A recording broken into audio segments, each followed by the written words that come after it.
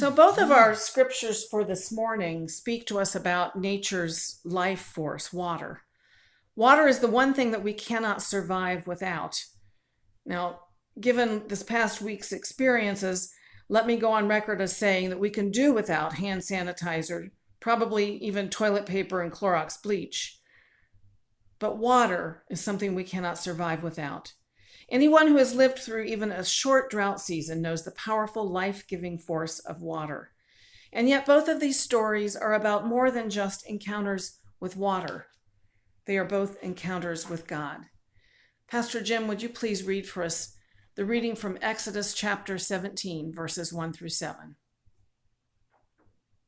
May the word of God speak to us in this reading.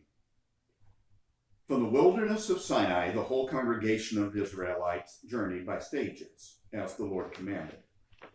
They camped at Rephidim, but there was no water for the people to drink. The people quarreled with Moses and said, "Give us water to drink." And Moses said to them, "Why do you quarrel with me? Why do you test the Lord?" But the people thirsted there for water, and the people complained against Moses and said, "Why did you bring us out of Egypt to kill us and our children and livestock with thirst?" So Moses cried out to the Lord, "What shall I do with these people? They are almost ready to stone me." The Lord said to Moses, "Go on ahead of the people and take some of the elders of Israel with you. Take in your hand the staff with which you struck the Nile and go. I will be standing there in front of you on the rock at Horeb. Strike the rock and water will come out of it, so that the people may drink." Moses did so in the sight of the elders of Israel. He called the place Massah and Meribah, because the Israelites quarreled and tested the Lord, saying, "Is it the Lord among us or not?"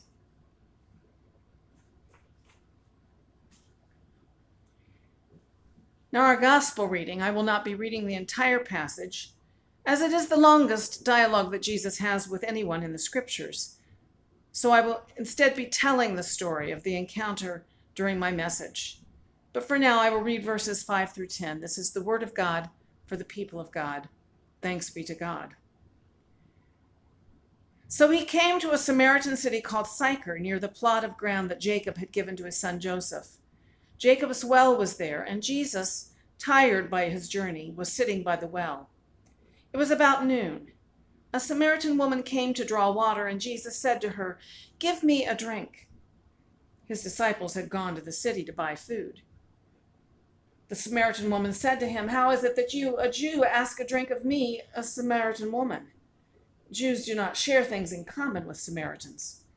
Jesus answered her, "If you knew the gift of God and who it is that is saying to you, 'Give me a drink,' you would have asked him, and he would have given you living water."